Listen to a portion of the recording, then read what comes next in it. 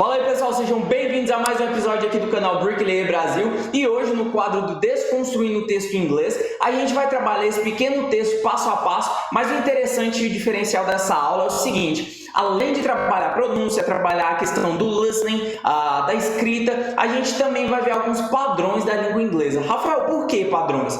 A língua inglesa ela é construída através de padrões, ou seja, eles acabam se repetindo. Então, uma vez que, digamos assim, você pega o fio da meada, aqueles padrões se repetem e você, de fato, começa a dominar o idioma de uma vez por todas. Então, fica comigo nessa aula, como eu sempre falo. Pega um suco, um café, água, sente em um lugar confortável, papel e caneta na mão e let's get it started, ok? Então, basicamente, o primeiro passo sempre da nossa metodologia é o quê? Deixa eu escrever aqui. Break the text into chunks. Que significa quebre o texto em pedaços. Divida o texto em pedaços. Por que fazemos isso? Para que a gente consiga ter uma visualização mais fácil do texto, das ideias, e a gente não se apavore, né? Às vezes a gente pega um texto, grandão, e aí a gente acaba vendo aquilo e fala, eu não vou conseguir, ou então muitas vezes são muitas ideias de uma vez, e quando você quebra ele em pedaços, você consegue iniciar uma ideia, finalizar essa ideia, iniciar outra ideia, finalizar essa ideia, beleza? Então, por isso que a gente sempre break the text into chunks, né? Nós quebramos o texto em pedaços. E aqui, sempre que iniciar com letra maiúscula e terminar com ponto final, basicamente é uma ideia que o texto quer trazer. E aí a gente vai fazendo isso ao longo de todo o texto. Pode ver que daquele texto grande, ele já foi dividido em pedaços menores para que a gente consiga entender. Beleza, então. E aqui vem o primeiro padrão da língua inglesa que eu não canso de repetir. Se lembrem que em inglês, os adjetivos sempre, né? Quando você fala de um substantivo, eles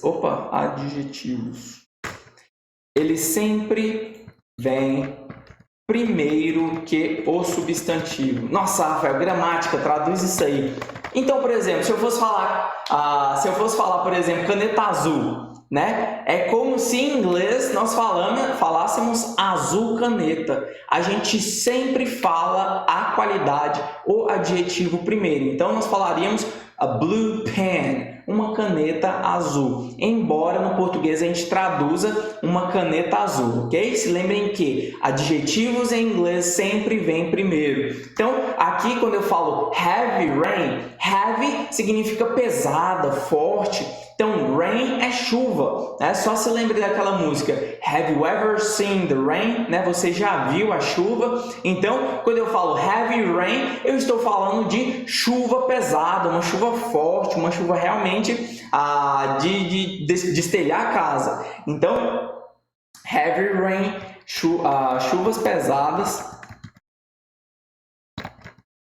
causaram, então, caused. E aqui eu tenho um detalhe bem interessante. Se lembrem que para a gente falar que algo causou alguma coisa, é como se a gente tivesse o fator A e o fator B. Então, por exemplo, digamos assim, a fome, né, causa mortes, né? A gente tem problema de fome no mundo. Então, a fome, situação A, causa situação B, que é morte, algumas mortes. Então, esse é o exemplo que nós poderíamos utilizar para visualizar o que é, como utilizar cause, né? Então, tem uma situação que causa outra. Nesse caso, chuvas pesadas causaram, e aí a mudslide significa deslizamento de terra. Então, chuvas pesadas causaram deslizamento de terra na Bolívia.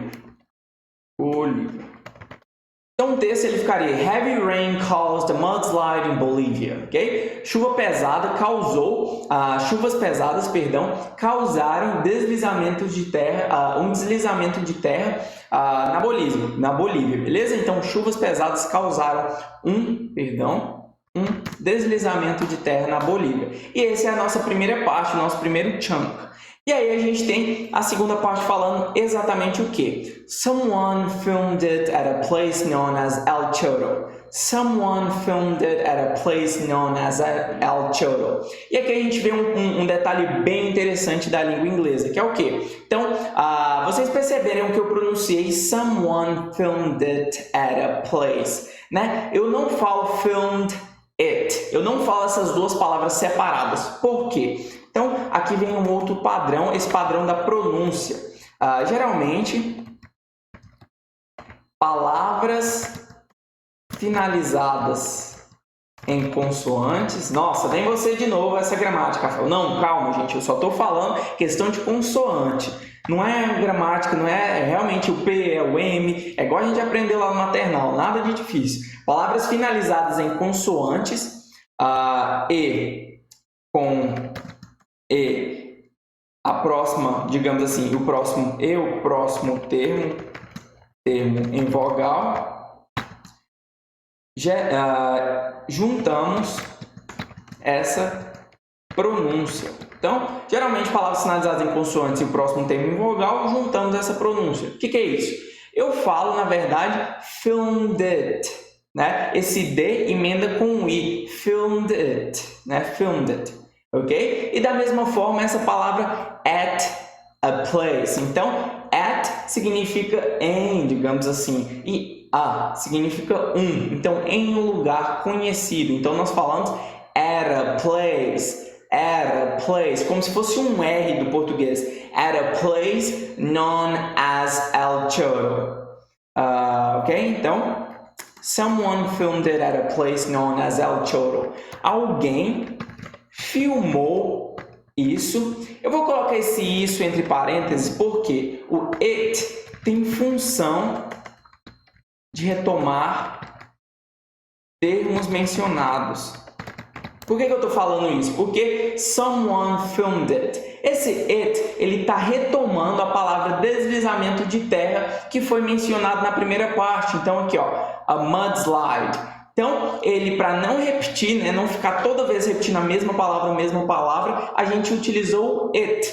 Então, alguém filmou isto, que na verdade é o mudslide, é o deslizamento de terra. Cadê? Mudslide.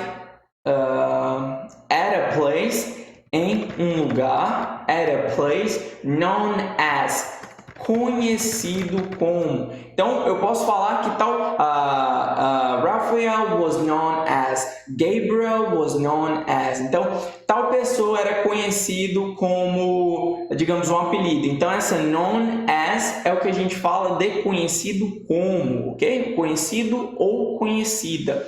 Então, em um lugar conhecido como El Chorro. Aqui a gente acaba não traduzindo porque é uma palavra normal. É igual a gente fala, por exemplo, bairro da Lapa. A gente não inventa um nome para o bairro da Lapa em inglês. A gente só fala o nome, beleza? Então, aqui a gente termina a nossa segunda parte. Então, someone filmed it at a place known as El Chorro. E aí a gente continua esse texto com The mudslide wiped out trees and buried cars, but nobody died. The mudslide wiped out trees and buried cars, but nobody died. E aqui a gente tem alguns outros padrões bem legais. Então, primeiramente, the mudslide wiped out. O deslizamento de terra. Vou colocar aqui para que não fique ruim. O deslizamento de terra. E, pessoal, vocês podem ver que no inglês, um outro padrão que eu quero colocar, a gente sempre tem, digamos assim, vou colocar primeiro de uma forma gramática e depois eu vou explicar sem muita dor de cabeça, sem muita enrolação, ok? Só beber uma água rapidão. Aqui a gente tem o quê? The mudslide. Esse, digamos, é o sujeito, né? É igual eu falo em português. Eu me chamo Rafael. Ou então, eu sou Tananã. Por exemplo, você vai se apresentar. Eu sou um engenheiro civil. Então, eu sempre falo sujeito e a ação, o verbo. Nesse caso aqui, the mudslide é o deslizamento de terra. Então, é o que a gente está falando sobre. Esse é o sujeito dessa sentença. Então, the mudslide wiped out trees. Né? Wiped out seria o quê? Antes de eu falar o significado, pensa na cena, por exemplo, de um deslizamento de terra encobrindo casas, encobrindo um monte de lugar. Então, esse é o significado de wipe out. Seria o quê? Seria acabar, né? Então, esse deslizamento vindo sobre as árvores, assim, é o significado de wiped out. Esse wipe out, ele também pode ser utilizado para apagar uma pessoa. Sabe em série quando fala, quanto você cobra para apagar alguém, né? No sentido de realmente matar. Então esse wipe out também pode ser utilizado nesse sentido. E aqui na frase nós temos the mudslide wiped out trees, né? Então o deslizamento de terra acabou com árvores.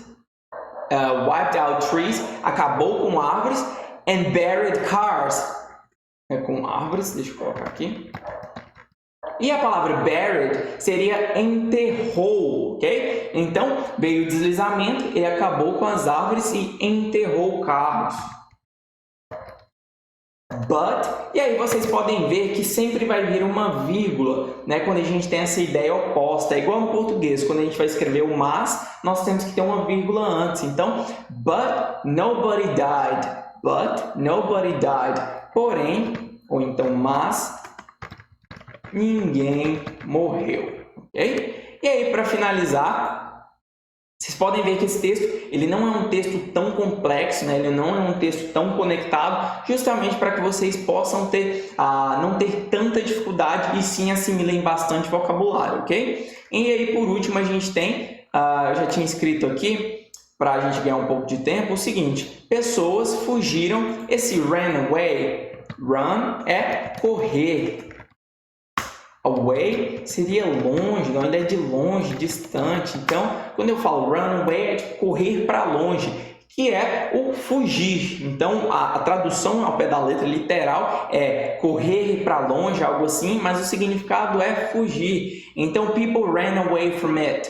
E a gente tem que run é no presente, e quando eu quero falar, né, no passado, eu utilizo ran. Ran, correu. E aí a gente tem people ran away from it. Pessoas correram, fugiram from it, disso, que seria esse it de novo,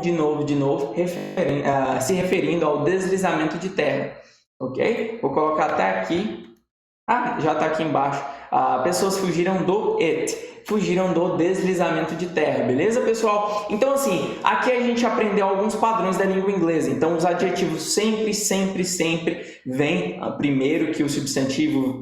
Você dá a qualidade primeiro, né? Então, se você olhar para a sua parede, aqui eu tenho uma parede branca, então eu falaria a white